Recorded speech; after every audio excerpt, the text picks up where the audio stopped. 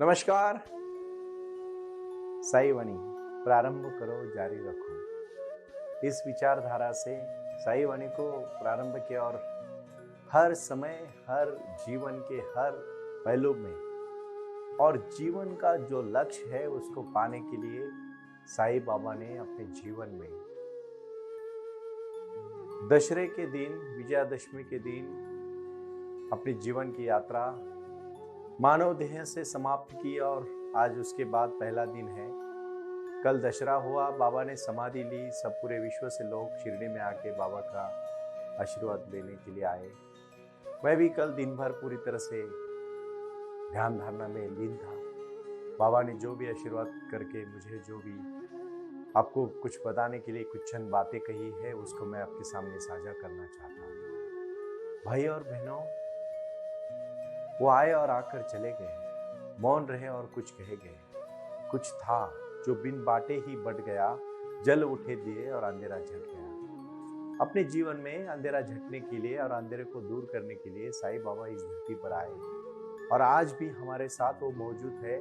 शिरडी में उनका हर शर घर घर में हर चीज में उनका वास है और वही सहवास हमारी जिंदगी में क्रांति लाने के लिए साईं वाणी को मैंने प्रारंभ किया। और इस साईं वाणी का जो लक्ष्य है, जीवन में हर चराचर में इंसान है।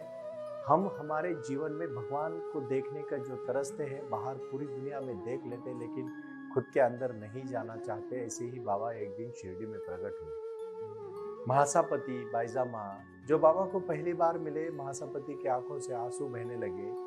जब बाबा को उन्होंने देखा तो बाईजामा नाम से उन्होंने पुकारा और जब उन्होंने बाईजामा नाम से पुकारा तो वो जिसकी कोख में कोई बच्चा पैदा नहीं हुआ था, उसको शादी के बहुत साल के बाद जब बाबा दिखे और उन्होंने पहली बार जब माँ बोला तो उसी समय उनको सुबह सुबह बाबा का उनके जीवन में एक छोटा नन्हा बालक, कृष्ण बालक जैसा बालक उनके सपने में आया था और उनके पैर में ब्लैक कलर का, काले कलर का धागा बंधा हुआ था। उसी प्रकार जो बंधा हुआ, पैर में बंधा हुआ धागे का एक लड़का, 16-17 साल का लड़का एक नीम के पेड़ के नीचे बैठा हुआ मिला। और जब खंडोबा को प्रसाद देने के लिए, भोग लगाने के लिए बाईजामा उस दिन थोड़ी सी उनको समय लगा और जब वो मंदिर बंद हुआ और वापस वो थाली लेके आई तो उन्होंने देखा सामने एक 16-17 साल का नौजवान लड़का बैठा हुआ है और वो महासापति जी उनके साथ बातचीत कर रहे हैं। और बाईजामा ने पूछा, आप कौन हैं? और उन्होंने बिना नाम बताए हुए कहा, बाईजामा मुझे नहीं पहचाना। और उस समय जो पहली बार साईं बाबा शिरडी में नीम के पेड़ के नीचे प्रकट हुए और आज तक जीवन में जो अंधकार है वो आए और आकर चले गए, मौन रहे और कुछ कह गए। कुछ था जो बिन बाटे ही बढ़ गया, जल उठे दिए और अंधेरा झट गया, जल उठे दिए और अंधेरा झट गया। आज भी हमारे हजारों करोड़ों नौजवान जिनके जीवन में लक्ष्य है लेकिन उनको पता नहीं चल रहा है कि कहाँ चलना चाहिए, क्या करना चाहिए, उनके जीवन में दिशा देने का काम साईं बाबा ने किया। और इसीलिए भाई और बहनों, बाबा ने अपने जीवन में आज भी आपको लक्ष्य दिया है कुछ करने का। जो मैंने 6 महीने के बाद साईं वाणी को, साईं बाबा की जीवन में जो कहानी हुई है उसको समर्पित करने का जो प्रयास जो है, बाबा ने जो विचार दिया, क्रोधात भवति सम्मोह, सम्मोहात स्मृतिभ्रंश, स्मृतिभ्रंशात बुद्धिनाशो, बुद्धिनाशात प्रणश्यति। आज इस विषय के ऊपर जब कुलकर्णी और गांव के मुखिया ने पूरे शिरडी को अपने अंग्रेजों के, जो अंग्रेज जैसे कहते थे वैसा करके उनका जीवन जी रहे थे, उन सबको बाबा ने सादगी का मार्ग दिखाया, श्रद्धा और सबूरी का मार्ग कहा। और जब बाईजामा ने उनके सामने थाली की, खाना खाओ बाबा, मैंने खंडोबा के लिए प्रसाद बनाया था। और जब बाबा खाने लगे तो सामने एक कुत्ता है और बाबा ने उस कुत्ते को पहले खिलाया तो वहां के लोगों को गुस्सा आया। जो प्रसाद बाईजामा ने खंडोबा भगवान के लिए बनाया था, एक तो तुझे खाने को दे रही है और तू खाने के बगैर तू सिर्फ कुत्ते को दे रहा है। तो बाबा ने कहा, चर में, जन जन में, हर भूमिका में नरसिंह महाराज तो खंबे से निकले। आज भी बड़े बड़े अवतार, विष्णु के अवतार में वराह अवतार है, अलग अलग अवतार कहे जाते हैं। इस अवतार में अगर सच में भगवान छिपे हैं तो नीम के पेड़ के नीचे क्यों नहीं हो सकते? और ये सब भूमिका जब दिखी तो इसका मतलब यह है, आज के जीवन में मानवता ही धर्म है। यही आखिरी संदेशा बाबा ने जीवन में पहले ही दिन दे दिया। क्रोधात भवति सम्मोह, सम्मोहात स्मृति विभ्रम। स्मृति भ्रंशात बुद्धिनाशो बुद्धिनाशात प्रणश्यति। क्रोधात भवति सम्मोह। जब इंसान को क्रोध क्यों आता है? काम, क्रोध, मद, मत्सर, लोभ, अहंकार, इन षड विकारों से दूर रहो। जीवन में सब कुछ प्राप्त होगा। हमें बहुत कुछ दिया है, लेकिन हमारे उनके ऊपर लक्ष्य नहीं है, हमें और चाहिए। और की चाहत में आदमी, इंसान क्रोधी बन जाता है, कामी बन जाता है। क्रोधात भवति सम्मोह। अगर वो मिल गया तो वो खुश रहता है, लेकिन नहीं मिला तो क्रोधित हो जाता है। सम्मोहात स्मृति विभ्रम। सम्मोह में इतनी तरह से होने के बाद अब उसकी स्मृति को खो देता है। साईं बाबा ने कहा, वहां के जीवन के लोगों को कहा, कुलकर्णी जी आप इतना गुस्सा क्यों करते हो? क्योंकि आपको एक पद की, अहंकार की, जो अहंकार न लागू राज सा। आज के नौजवानों को, चाहे वो विद्यार्थी हो, चाहे उद्योगपति हो, चाहे व्यापारी हो, चाहे कोई भी हो, मैं कहूंगा अहंकार एक चंद अहंकार है, उसको छोड़ दो। जीवन से ज्यादा सुंदर कुछ भी नहीं है। मैं छोटी सी ये विचारधारा को जब साईं बाबा ने अपने भक्तों को कहा तो उन्होंने पहला संदेशा दिया। संदेशा कौन सा था? आज भी हम रोजमर्रा के जीवन में क्यों भगवान के पास हम जाते हैं, क्यों भगवान से हम आशीर्वाद लेते हैं? क्योंकि हमारा जीवन सुख, शांति और समृद्धि के साथ जुड़ जाए। और इसीलिए बाबा ने एक ही मंत्र दिया है, ध्यान का मंत्र। साई योग और साई क्रिया का मंत्र। कुछ कर गुजरने के लिए मौसम नहीं, मन चाहिए। साधन तो जुट जाएंगे, संकल्प का धन चाहिए। वो संकल्प का धन ही जीवन है। और इसीलिए जो आज की पंचसूत्री है, उसमें सबसे पहला दिया है मंत्र कि मानवता ही धर्म है। हर चराचर में, हर इंसान में, हर जानवर में, हर प्राणी में मानवता जड़ी हुई है, आत्मा जड़ा है। ये बात याद रखना। हर चीज, शरीर नष्ट हो सकता है, इंसान नष्ट हो सकता है, लेकिन आत्मा ना पानी से नष्ट होगी, ना अग्नि से नष्ट होगी, ना धूप से नष्ट होगी, ना छाव से नष्ट होगी, ना किसी के हल्ले से नष्ट होगी, ना किसी के गोली से नष्ट होगी, ना किसी के बाण से नष्ट होगी, ना उसको कोई मार सकता है। आत्मा अजरामर है। और यही आत्मा की तो बात करने के लिए मैं साई क्रिया की बात करने जा रहा हूं। ये साई वाणी का प्रारंभ ही साई बाबा का जीवन है।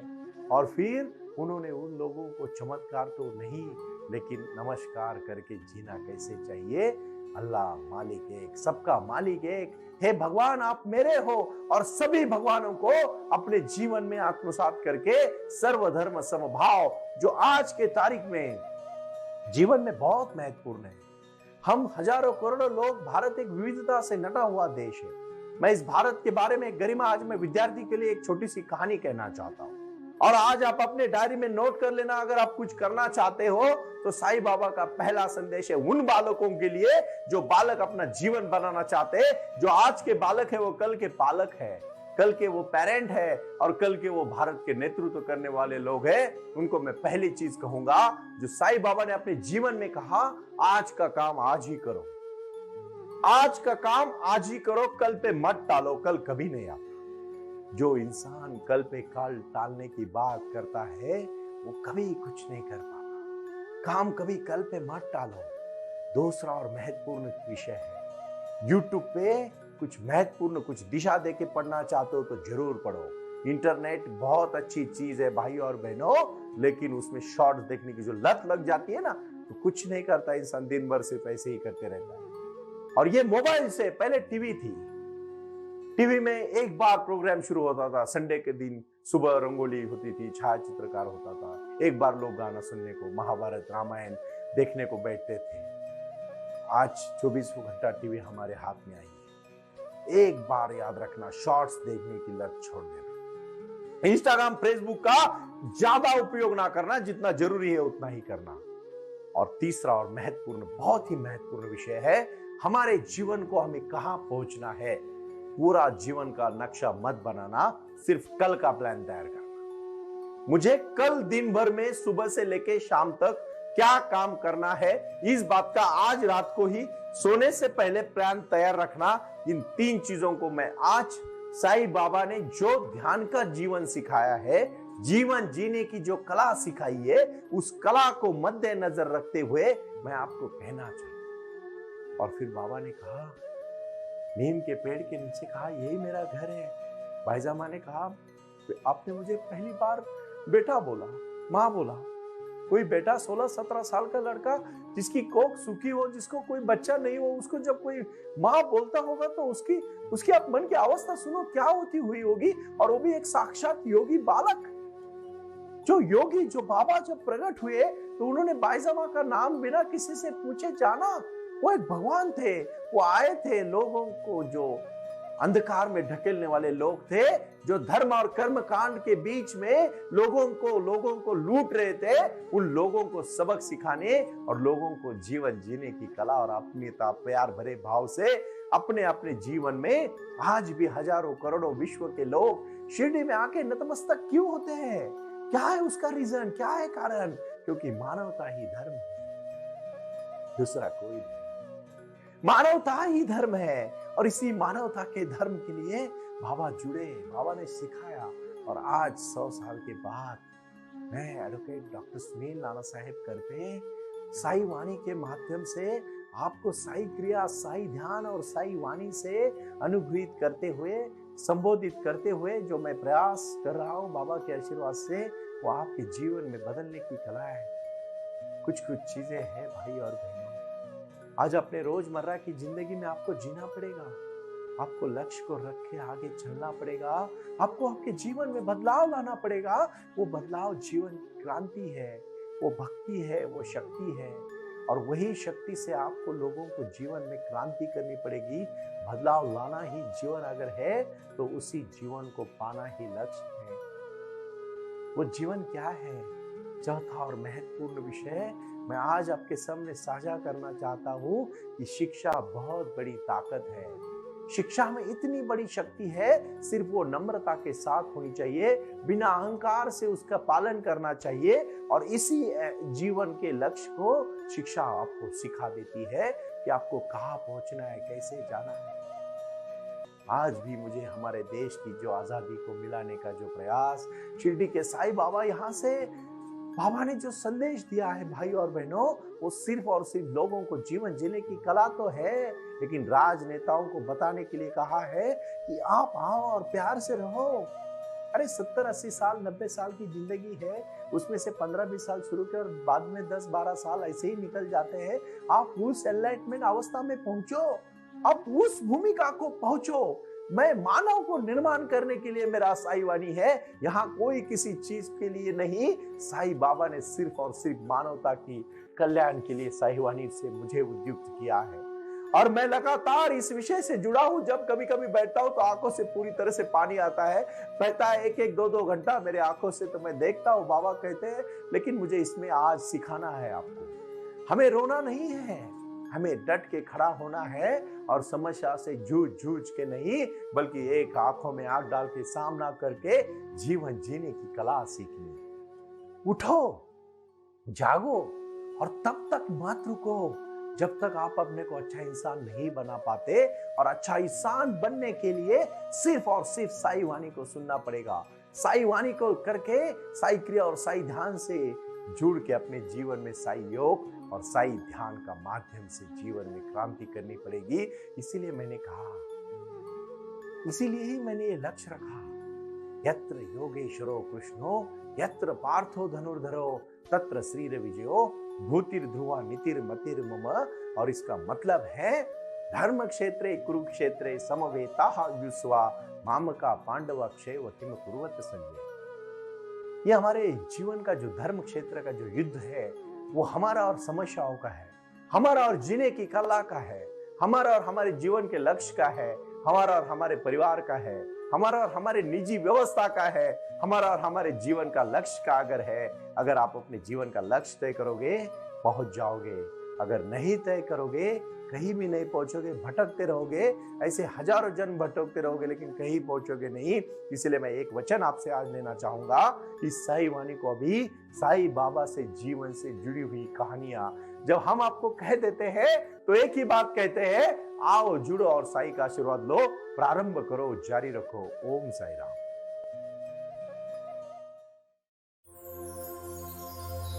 ओम साई राम। प्रारंभ करो, जारी रखो। इसी विचारधारा से साई वाणी का प्रारंभ हुआ। शिरडी के साई बाबा का आशीर्वाद पाके खुद अपने जीवन में एडवोकेट डॉक्टर सुनील नाना साहेब करपे जी ने साई वाणी के इस कार्यक्रम को प्रारंभ करते हुए 21वीं सदी को सही में साई बाबा के आशीर्वाद से लोगों के जीवन में बदलाव एवं खुशियां लाने के लिए साई वाणी का प्रारंभ किया। लगातार लोग साई वाणी को सुनते आ रहे हैं। साई कृपा जो साई ध्यान से जुड़ी हुई है, क्योंकि मेडिटेशन ही एक ऐसी शक्ति है जो जीवन में क्रांति ला सकती है, बदलाव ला सकती है और खुशियां दे सकती है। लेकिन उसके लिए प्राणायाम बहुत महत्वपूर्ण है और अपने संकल्प के प्रति अडिग रहकर उन्होंने प्राणायाम की श्रृंखला को अपनी शक्ति से जोड़ा और उसको साई क्रिया के माध्यम से साई ध्यान के प्रति वो लगातार लेके चले गए। इन सब क्षेत्रों के लिए एक ऐसा परिक्षेत्र होना चाहिए जहां लोग आएं और रुके।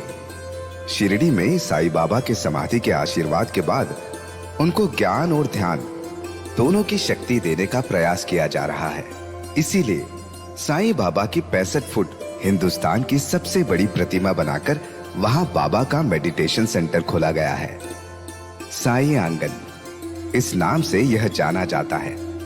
देऊळगाव गाड़ा, तालुका दौंड, जिला पुणे, यहाँ साई आंगन की और बारामती क्षेत्र में साई आंगन में इसी क्षेत्र की निर्मित करते हुए उन्होंने यहाँ निजी व्यवस्था के साथ बच्चों के लिए गुरुकुल सिस्टम का इंग्लिश माध्यम का स्कूल, जहाँ बच्चे पढ़े और जहाँ बच्चे गुरुकुल में रहकर गुरुकुल के माध्यम से गुरुर ब्रह्मा गुरुर विष्णु गुरुर देवो महेश्वरा गुरु साक्षात परब्रह्म तस्मै श्री गुरुवे नमः इसका ज्ञान ले पाए।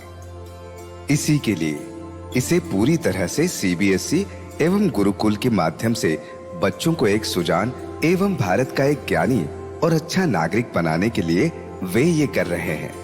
उसी के साथ हेल्थ इज वेल्थ कहते हैं कि शरीर ही सबसे महत्वपूर्ण संपदा है और उस संपदा को आयुर्वेदा के माध्यम से लोगों को जोड़ना चाहिए। इसीलिए उन्होंने यहाँ साई वाणी आयुर्वेदा हॉस्पिटल की भी निर्मित की है और उस कार्य के लिए वो पूरी तरह जुड़ चुके हैं। पूरे विश्व से लोग साई क्रिया और साई ध्यान के माध्यम से जुड़ रहे हैं और इसीलिए उन्होंने साई वाणी trust.org इस ई कॉमर्स की भी स्थापना की है। इस ई कॉमर्स के माध्यम से हजारों करोड़ों भाई बहन को उन्होंने व्यापार करने के लिए प्लेटफॉर्म दिया। उनकी कला, उनकी क्षमता, उनका ज्ञान लोगों तक पहुंचाने के लिए साई वाणी trust.org बहुत बड़े लेवल पर महत्वपूर्ण प्रयास कर रहा है। इसीलिए यहाँ आए। ये बाबा की नगरी है। यहाँ बाबा का विज्ञान, बाबा का आशीर्वाद एडवोकेट डॉक्टर सुनील नाना साहेब करपे जी के साथ लोगों तक पहुंच रहा है। हमसे जुड़े रहने के लिए आज ही साई वाणी के ऑफिशियल यूट्यूब चैनल को सब्सक्राइब करें या अधिक जानकारी के लिए संपर्क करें 9604050607। ओम साई राम। प्रारंभ करो, जारी रखो।